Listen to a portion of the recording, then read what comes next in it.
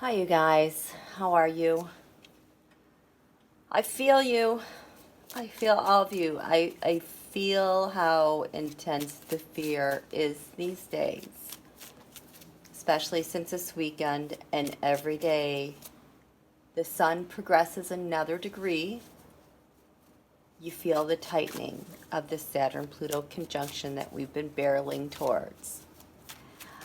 I just grabbed my cards to grab my cards.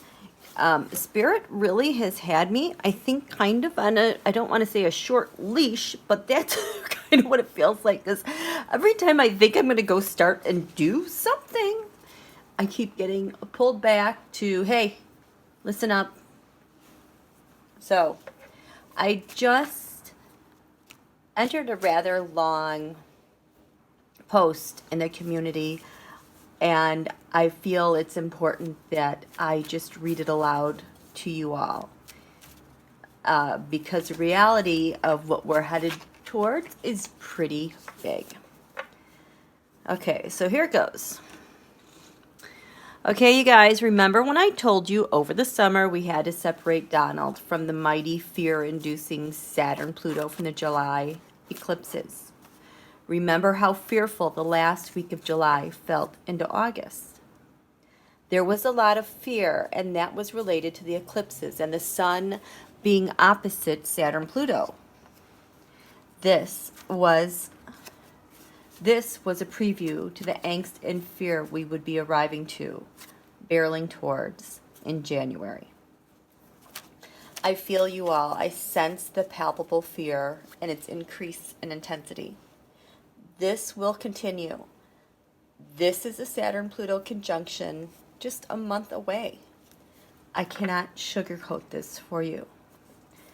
This is truly a 500, 100, and 3,000 year cycle. We were all meant to be here. This Saturn-Pluto conjunction in Capricorn, it brought about the end of the Roman Empire during its second Pluto return. This Saturn-Pluto conjunction in Capricorn is what brought about the end of the fall of Constantinople, which ushered in the Italian Renaissance. And the last time Saturn, Pluto, and Jupiter were conjunct in Capricorn, within about 6 to 10 degrees of one another, was in 1839 BCE. Wikipedia tells me that this was the time of the 12th dynasty in Egypt, the Golden Era, which came to an end when the pharaoh Amenemhat III died. And during that time, Saturn left Capricorn before Jupiter could transit Pluto. But this time, we will have Saturn, Pluto, Jupiter conjunct in Capricorn for all of 2020, minus a few months when Saturn goes into Aquarius, but then it will come back for October, November, December. So we're going to be going through eclipses now and over the summer with this. So this is big, big, big. I can't even impart to you how huge this is. You know, around 2008, 2010, I would have to look at the dates. But we had a major eclipse when we had all the cardinal signs at 0 degrees. We had Saturn, Pluto, Jupiter, and Uranus at 0 degrees. And the astrologers with their software went back and they could not even find an eclipse like this going back 10,000 years.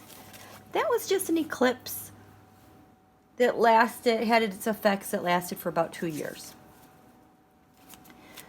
We are having long-standing conjunctions of large outer planets lasting for a year with eclipses. This is so rare. And so we have the eclipses that usher in the Saturn-Jupiter-Pluto conjunction, and Uranus will go direct. I don't even know when the last time that happened, because I'm guessing that would conservatively be another 3,000 years BCE to even consider finding that again. So yes, this is intense and things are going to be hard. There just is simply no way around it. Things are going to break. We can't be in the mode of working super hard to force things to come into whatever it is we want them to be.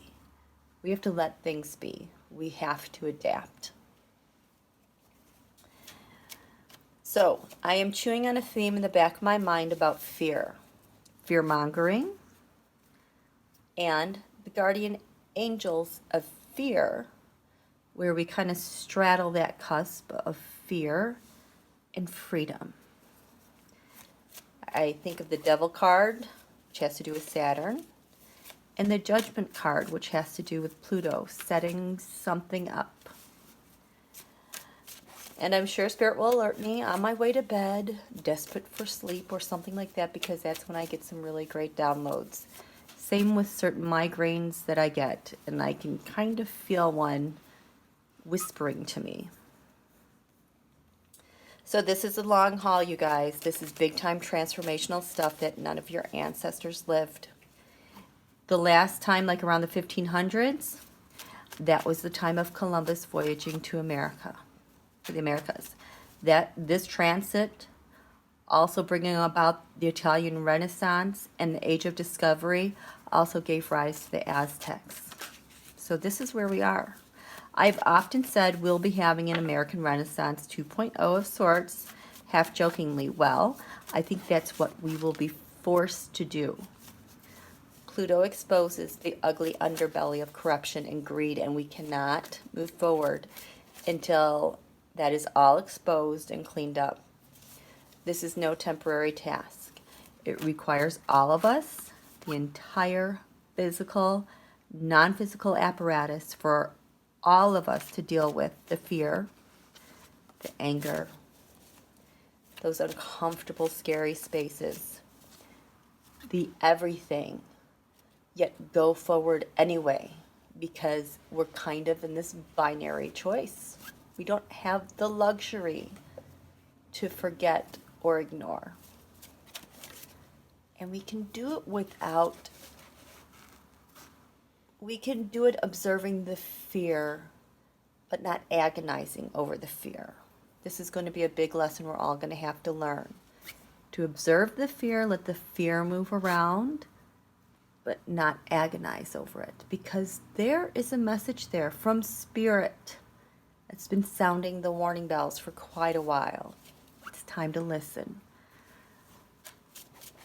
So, the skies rotate, and the earth and the heavens have been here before.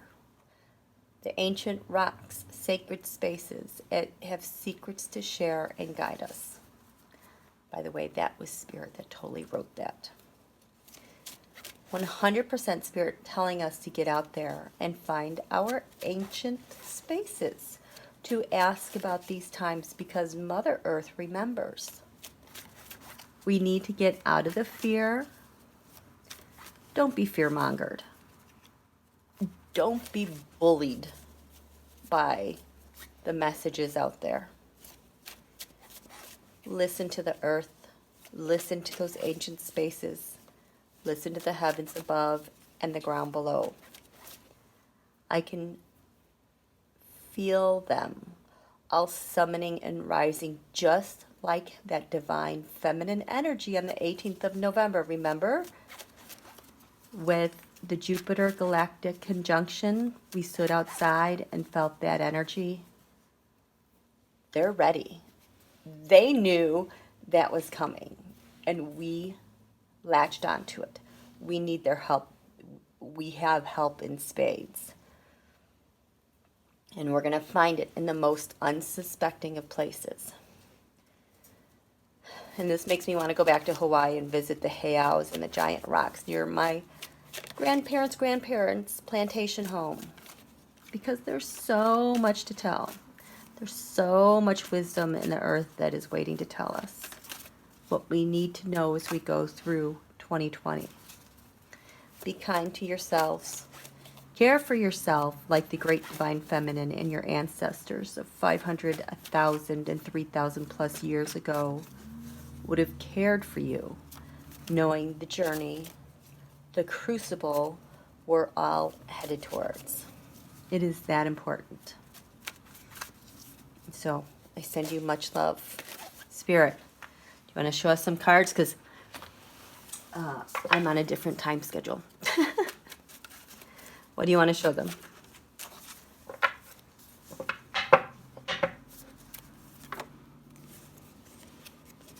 King of Swords.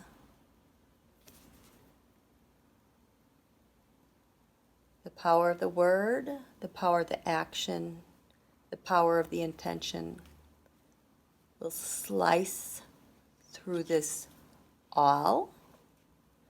If you are on the receiving end of fear, it's going to hurt.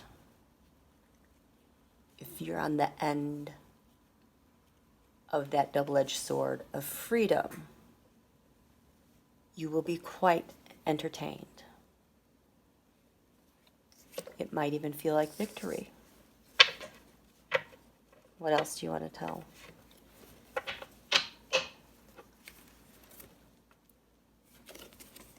Do not let your fear be your burden. Do not let your fear lead you to bad choices and examples.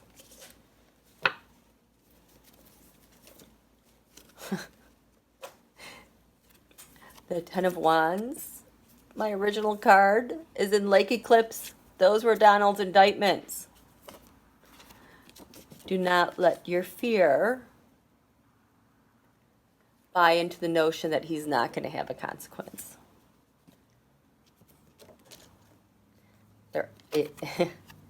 Don't buy that garbage. Don't be mongered. Don't be fear-mongered.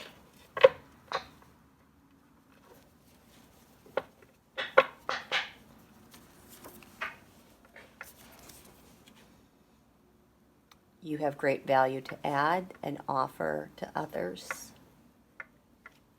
There are others who are willing to do the exact same for you. Be open to it.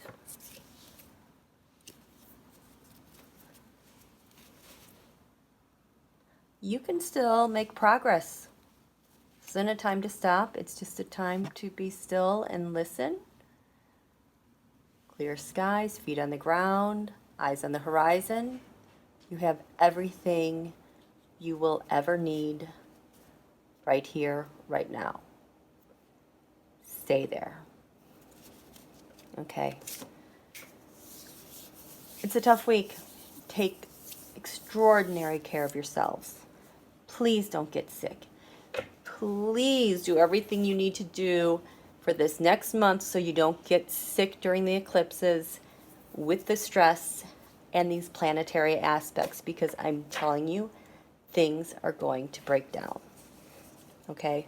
I say that with a lot of love. Okay. Have a good one.